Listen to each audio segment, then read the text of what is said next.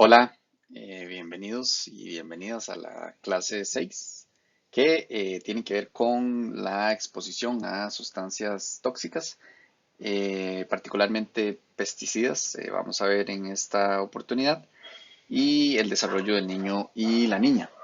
Ya me había presentado en la clase que tuvimos anteriormente, la semana pasada, pero bueno, quisiera recordarles, y tal vez para las personas que no estuvieron, yo soy Diego Conejo, soy psicólogo y me dedico a la investigación en el desarrollo infantil y el efecto de una serie de factores culturales, ambientales, específicamente también de la familia en las distintas trayectorias del desarrollo. La investigación la realizo tanto en el CIDE de la Universidad Nacional, en un instituto que se llama INEINA, que es sobre estudios interdisciplinarios en niñez y adolescencia, como también en el IRET, que es el Instituto Regional de Estudios Toxicológicos de la Universidad Nacional. Es un verdadero placer que podamos compartir en esta sexta semana y espero que el material que está ahí disponible para su revisión y también esta presentación pues sea de su agrado y de su interés. Igual ahí tienen mis datos, mi correo, por si también tienen alguna duda, alguna pregunta o quisieran pues intercambiar algún material adicional o demás, por ahí lo podemos ver. Eh, Al hablar de las relaciones entre las sustancias tóxicas y la salud de los ecosistemas y, por supuesto de las personas, es importante retomar un antecedente ya de los años 60, específicamente 1962, cuando Rachel Carson, una bióloga marina de Estados Unidos, publica un libro, eh, La Primavera Silenciosa, en el cual hace una crítica y un detallado análisis de los efectos nocivos de el DDT, un pesticida que se estaba utilizando ampliamente para como insecticida, y inclusive, como bien sabemos, se utilizó por parte de los ministerios de salud y también en nuestro país como parte de campañas de salubridad para combatir enfermedades transmitidas por insectos. Y hasta ese momento pues no había mayor discusión, por lo menos no muy abiertamente, de sus efectos negativos.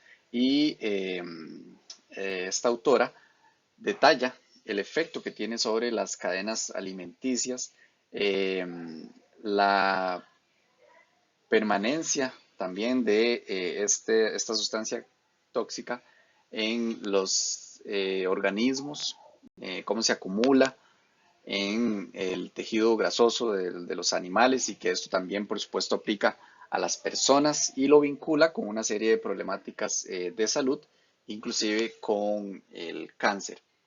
Hasta ese momento, como mencionaba anteriormente, no había mucha discusión al respecto de estos efectos negativos y a partir de esta publicación de este libro, pues inicia una concientización mucho más fuerte y particularmente en esa década, pues una serie de discusiones y protestas sociales que alimentan esta discusión, aunque, como vamos a ver, no tuvo los efectos al corto plazo que uno hubiera deseado, ¿verdad? El uso del DDT ha sido ampliamente relacionado con una serie de efectos negativos en la salud. Amplios resultados de investigación lo vinculan, por ejemplo, con efectos negativos en el sistema nervioso central, y modelos animales también han demostrado los problemas que se generan en el sistema inmunológico, e inclusive también en niños recién nacidos se ha vinculado con malformaciones urogenitales. Eh, Inclusive, también algunos de estos resultados lo han vinculado con problemas en la función tiroidea y pues los problemas subsecuentes en la salud que estos efectos negativos tienen.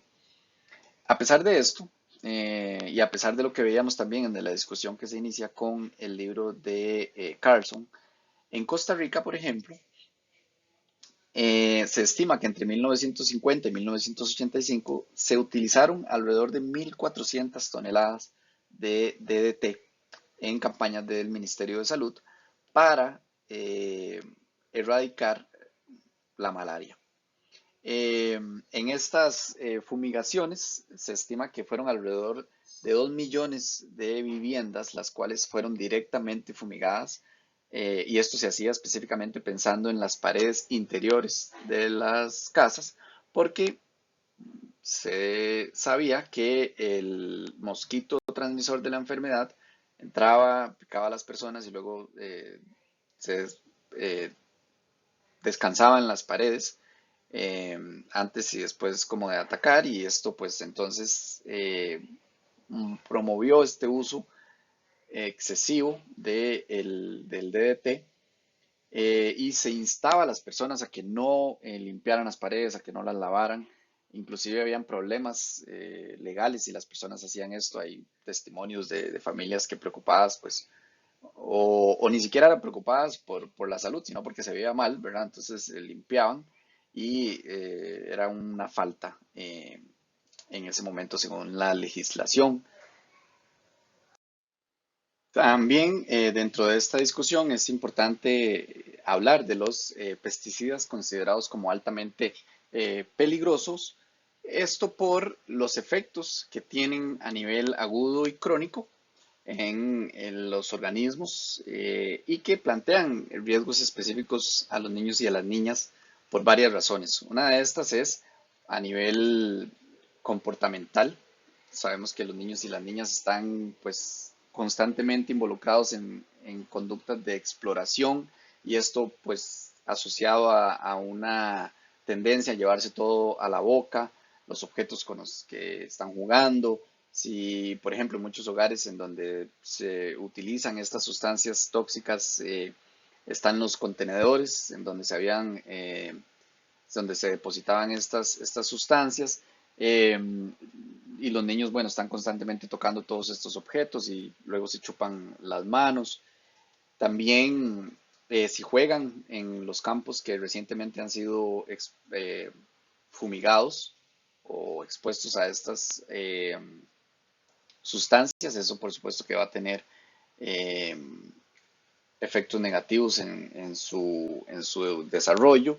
Y otro de los elementos también tiene que ver con que, bueno, en el periodo del desarrollo en el que se encuentran, están constantemente experimentando cambios acelerados en distintas funciones a nivel cerebral, a nivel también psicológico, que pueden tener un efecto en cascada negativo sobre otros procesos y sobre otras funciones que están madurando.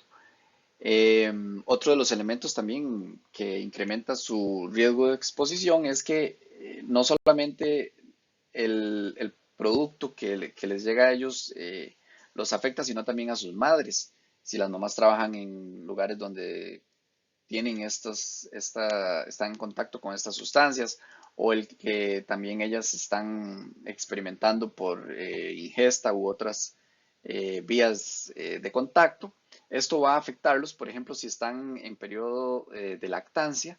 Se ha demostrado que muchas de estas sustancias pueden cruzar la barrera hematoencefálica y por tanto tener efectos negativos a nivel cerebral para niños y niñas. Y también una cuestión que tiene que ver con el peso, ¿verdad? Con la masa de los niños y niñas, al ser menor, o una exposición a una cantidad de la sustancia que de pronto en una persona adulta no tendría mayor complicación, pues en los niños va a ser mucho más negativa. Ahora, ¿cuál es la situación en nuestro país con respecto a los PAPs? Bueno, el año pasado, un investigador del IRET, Fernando Ramírez, hizo un análisis de los ingredientes activos que están disponibles en nuestro país con respecto a los plaguicidas y determinó que 133 de estos son considerados como PAPs y han sido prohibidos en una cantidad importante de otros países y acá siguen siendo permitidos. Por ejemplo, el paraquat y el metamidofos, que ha sido prohibido específicamente en 102 países, acá sigue siendo permitido y el paraquat es ampliamente utilizado. Y ahora más adelante vamos a ver en un estudio que se publicó aún más reciente este año por el PNUD, se determina el uso tan generalizado de este compuesto del paraquat. Eh, ahora, específicamente en los efectos en la niñez de este tipo de plaguicidas, los PAPs, Christine Schaffer, que es la directora de la Red para la Acción en contra de los plaguicidas, eh, señala que, bueno, entre los efectos negativos están el daño cerebral, la pérdida en puntos de pruebas de coeficiente intelectual, lo cual genera una serie de dificultades a nivel educativo y escolar importantes, mayores riesgos de desarrollar cáncer.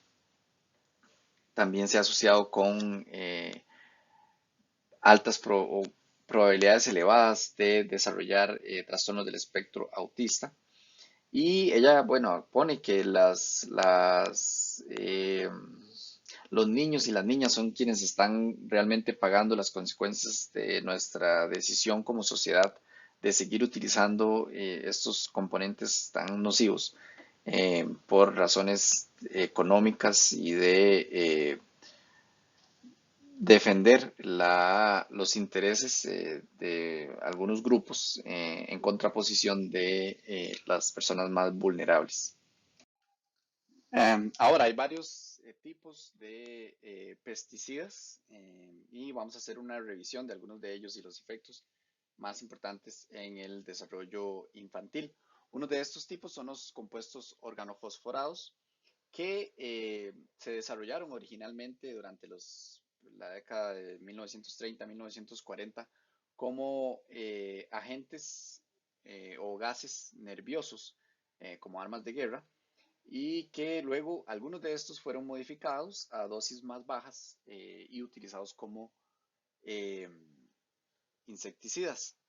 Eh, la exposición a estos compuestos se ha asociado con una intoxicación aguda debido a la inhibición irreversible que se da en la acetilcolinesterasa, lo cual está asociado también a un síndrome colinérgico que tiene una serie de efectos inmediatos en el cuerpo: salivación excesiva, broncoconstricción, confusión mental, convulsiones y en algunos casos, dependiendo de la exposición que se da, puede llegar hasta la muerte. Eh, la evidencia sugiere que cuando los niños se exponen, cuando hay una exposición prenatal, inclusive a dosis muy bajas, aumenta el riesgo de que se den una serie de déficits cognitivos y de comportamiento, así como trastornos del neurodesarrollo en la infancia temprana de niños y niñas. Además, a dosis altas, estas sustancias se han asociado con polineuropatías retardadas que están bastante documentadas en la literatura. Ahora, si tratamos de tener alguna clasificación por el efecto biocida que tienen los distintos plaguicidas, es útil repasar estos cuatro que vemos acá. Los insecticidas, que son los que actúan sobre insectos. Hay, de nuevo, de varios subtipos, por ejemplo, los que acabamos de ver, que son los organofosforados, pero también hay otros, los organoclorados, que tienen que ver con el DDT, que comentábamos al inicio de la presentación. Están también los carbamatos, las piretrinas y los piretroides dentro de los mismos insecticidas. Después tenemos otro tipo que son los fungicidas o los que actúan sobre hongos. Y acá tenemos de nuevo otros subtipos como las sales de cobre, los derivados de la talamina, dinitrofenoides y los ditiocarbamatos. Em, bueno, ahora más adelante vamos a ver que dentro de los fungicidas, el mancozeb, que es el que de hecho actualmente se utiliza más en Costa Rica, también ha sido asociado con efectos negativos en niños y en niñas. Eh, También tenemos los herbicidas, y aquí hay de nuevo otros subtipos, por ejemplo los bipiridilos y el glifosato, que es ampliamente conocido y de nuevo utilizado acá en Costa Rica. El paraquat también es bastante utilizado. Y por último, los rodenticidas o los que actúan sobre roedores. Y aquí se dividen en dos tipos, básicamente, inorgánicos y orgánicos. Eh, los herbicidas que acabamos de repasar, actúan sobre mala hierba o la maleza, conocida maleza, que es bueno, todos esos, las matitas como el trébol y todo eso que no se quiere en los distintos cultivos, puede ser en campos que se utilicen para algún deporte en específico, en jardines, o en cultivos, en terrenos que están dedicados a algún tipo de cultivo y entonces quieren eliminar todas estas malezas. Entonces aplican herbicidas. Con respecto específicamente a los insecticidas, hay evidencia que vincula uno de estos componentes, el butóxido de piperonilo, que es lo que tienen, por ejemplo, los aerosoles Wright y esto que se utiliza para matar insectos en los hogares, eh, ha sido vinculado a deficiencias en el neurodesarrollo a los 36 meses de edad de niños y niñas. Eh, la metodología que se utilizó en este estudio específicamente para determinar esta relación es hacer mediciones o tomar muestras del aire dentro del hogar, en este caso la madre cuando estaba embarazada, y entonces esto se correlaciona con este puntaje disminuido en las pruebas de neurodesarrollo a los 3 años de edad de los niños y las niñas. Este estudio se hizo con padres, madres y niños y niñas de origen dominicano y afroestadounidenses que vivían en Nueva York. Este resultado es parte de un estudio mucho más amplio que explora también otras variables e influencias tanto de padres como madres. Otro tipo también de insecticida es el diacinón, que es un órgano fosforado y se ha vinculado con una serie de efectos bastante adversos en niños y en niñas. Por ejemplo, estas investigadoras, Rodríguez y otros, en el 2007 hicieron un estudio con 13 casos de intoxicación en niños de 4 años y medio. Después de una ingesta accidental de este insecticida. Y además de estos que habían sido accidentes, tenían 5 casos que la vía de administración había sido aplicación en la piel o en el cabello por ya sea ataques de piojos o rabia. Y Entre los principales síntomas que estas personas describen en la investigación está contracción de la pupila, inflamación pulmonar, vómitos, también convulsiones, diarrea, ataxia bradicardia, hipotonía muscular, sudoración y coma cuando los casos eran más graves. El diacinón también ha sido vinculado a el desarrollo de otras patologías, como por ejemplo el linfoma no Hodgkin. En esta investigación del 2017 se asoció significativamente con un riesgo aumentado de presentar este tipo de linfoma. En este caso vemos que los odds ratios fueron de 1.39 veces la probabilidad de desarrollar este tipo de linfoma con respecto a las personas que no habían sido expuestas a el diacinón.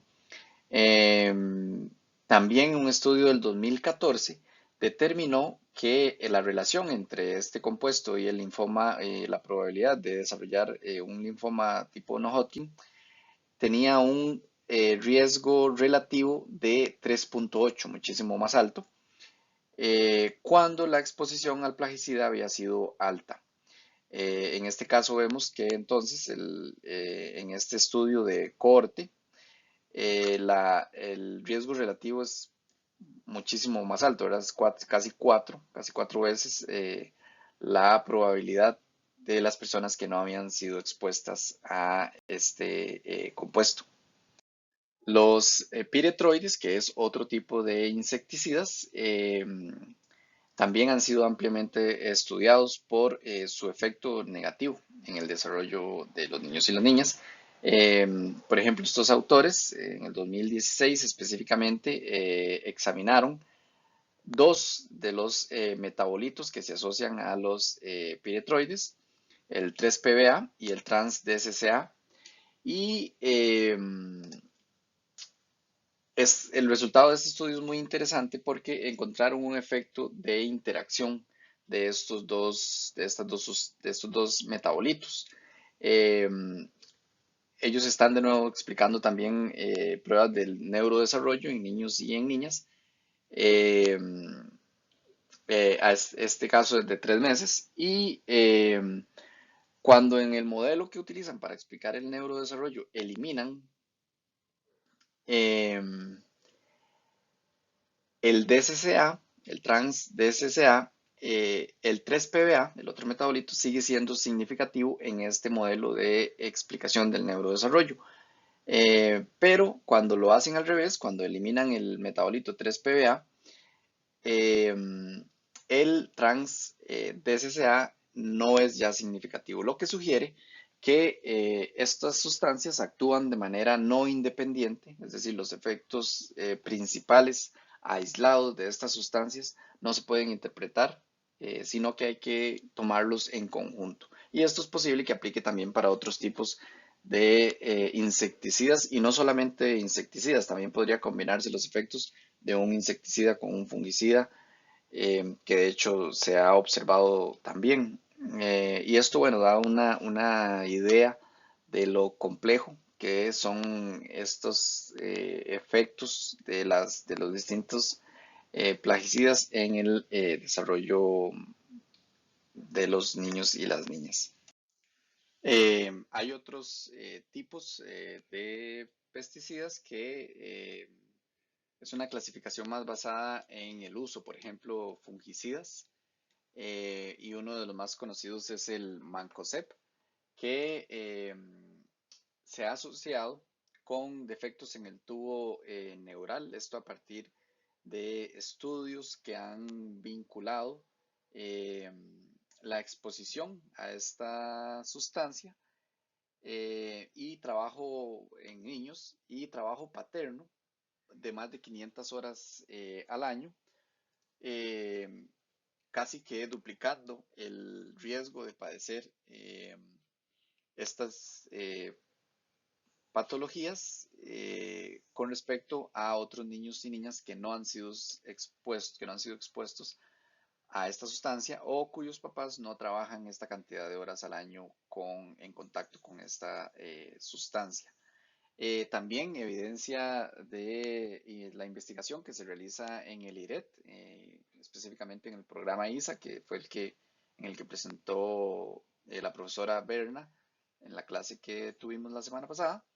Se determinó que el contacto y la exposición con esta sustancia tiene un efecto en la función tiroidea de las madres embarazadas, específicamente sobre la secreción de FT4, que se asemeja a una condición de hipotiroidismo.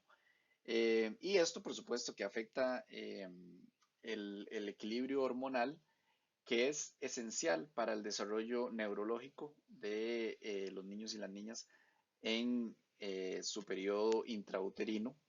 Y esto se ha asociado también en otras investigaciones con condiciones de desventaja a nivel cognitiva en la primera infancia.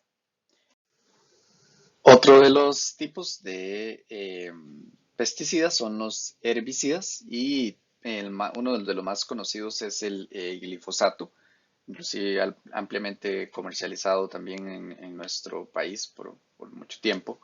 Em, y bueno, la exposición a esta sustancia se ha vinculado a un mayor riesgo de desarrollar eh, trastornos del espectro autista en niños y niñas, esta exposición durante el embarazo. También en modelos animales se ha asociado con la presencia de conductas estereotípicas de acicalamiento constante y con pruebas con dificultades más bien en las interacciones sociales que se utilizan en los modelos de exposición de animales a la interacción. Y también se ha asociado con abortos espontáneos, con una serie de eventos negativos durante el parto y partos prematuros.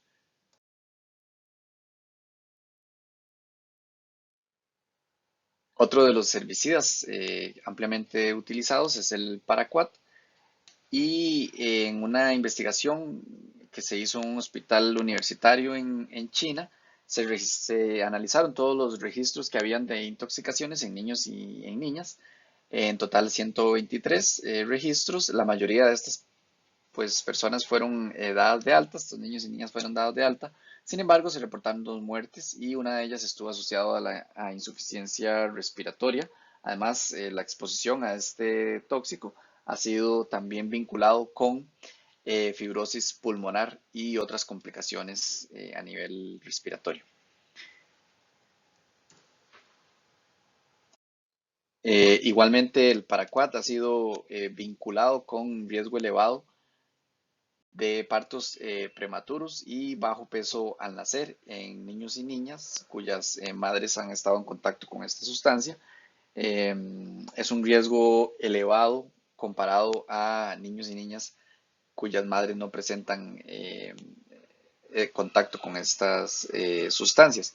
A pesar de que es un efecto bajo, sigue siendo significativo y las investigaciones lo vinculan de manera sistemática con estas condiciones. En nuestro país también hay investigación que ha ligado exposición a paraquat y en padres y madres y leucemia infantil. Esto fue un estudio que incluyó casos y controles, en total 334 personas participantes, y se determinó que las madres que habían estado expuestas a, esta- a este tóxico un año antes de la concepción tenían 3.4 veces más probabilidad de que sus hijos o hijas desarrollaran leucemia infantil con respecto a las madres que no habían estado expuestas a esta sustancia un año antes. inclusive el riesgo relativo con respecto a personas no expuestas aumentó significativamente si la exposición se daba durante más cercano al embarazo. Los resultados fueron bastante significativos y alarmantes en el sentido del aumento del riesgo de desarrollar leucemia infantil por niños y niñas. Otro herbicida que cuenta con amplia investigación es el 2,4-D, que permite a las personas agricultoras controlar un amplio espectro de plagas con una gran eficiencia. A pesar de que la evidencia que vincula este compuesto a efectos negativos en la salud y específicamente el desarrollo de niños y niñas, su uso se ha expandido, ha aumentado en todo el mundo, según los estudios que se han realizado acerca de su uso. Em, Hay amplia evidencia, como decía, de los efectos negativos de este compuesto. Por ejemplo, disminuye la tasa de supervivencia de embriones y larvas en estudios que han examinado ese efecto de letalidad, pero también se ha vinculado con alteraciones en el funcionamiento de las neuronas motoras, con actividad anormal de la colinesterasa y alteraciones en el metabolismo mitocondrial. Además, también ya es una evidencia más sólida, que cuenta con más tiempo de haberse descrito, el déficit en amielina, que está asociada también a la exposición del 2,4-D a nivel del cerebro. Entonces, estos distintos hallazgos nos pueden ir creando una idea también del espectro con el que actúan estos venenos y que también están teniendo un efecto negativo para las personas, ¿verdad? No solamente para lo que fueron idealmente diseñados. Con respecto a los datos de Costa Rica, recientemente es el PNUD de la Oficina de Costa Rica presentó un estudio en el cual se hacen una serie de puntualizaciones bastante preocupantes.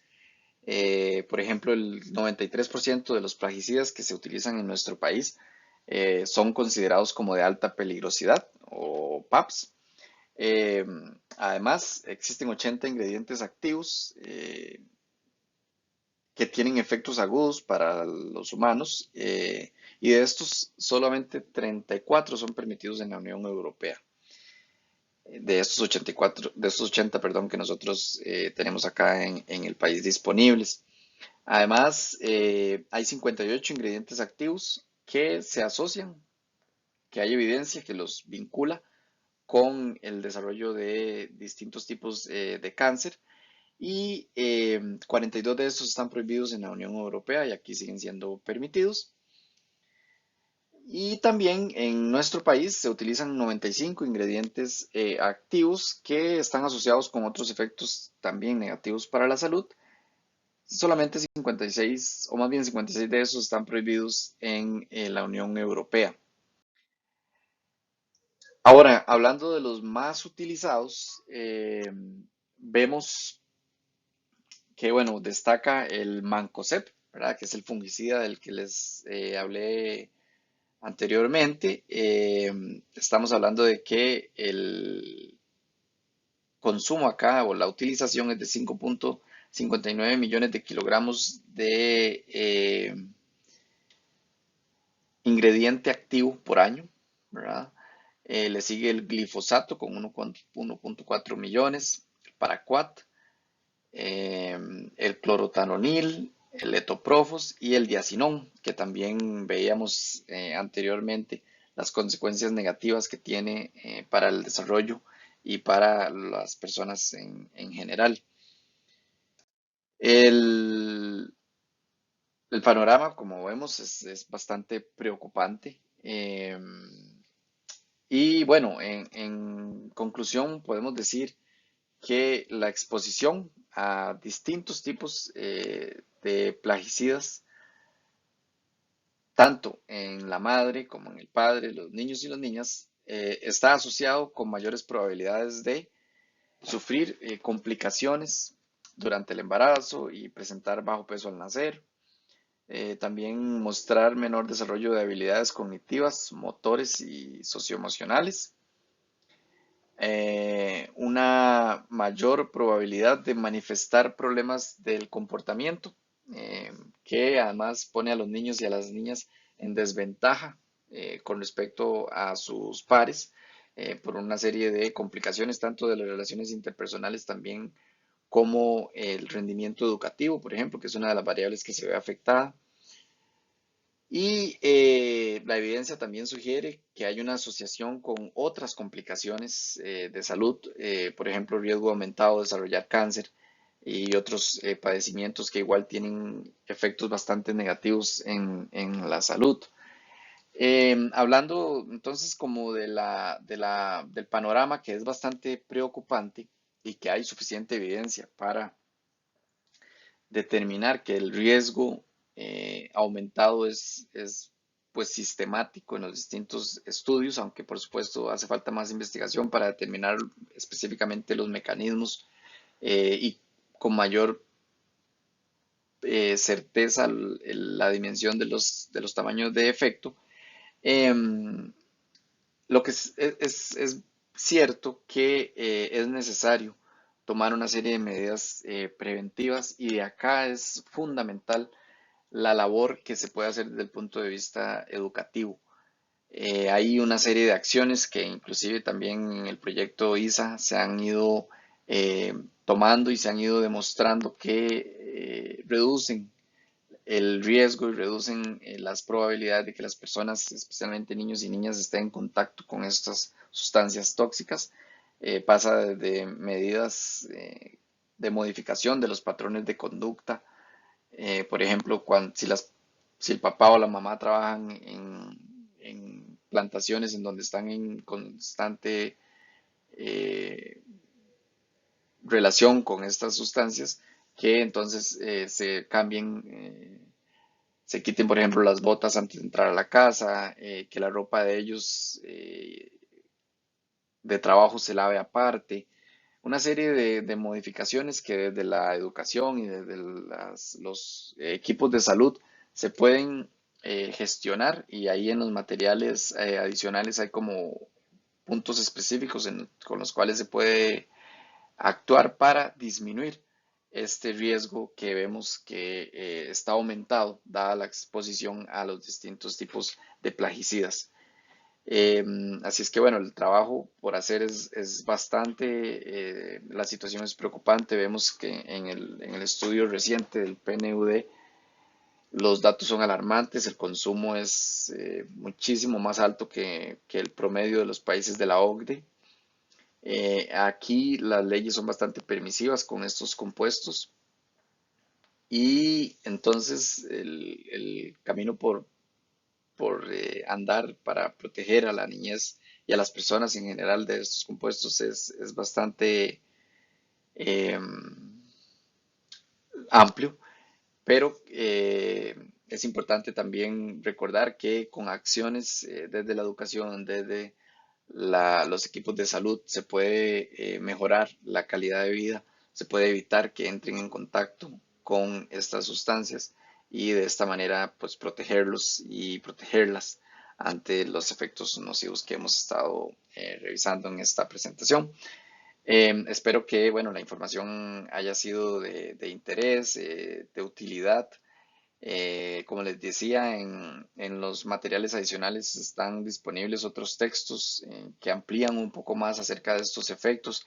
Hay otros que son mucho más aplicados, con medidas que se pueden aconsejar y se puede trabajar con las familias para evitar la exposición a estas sustancias.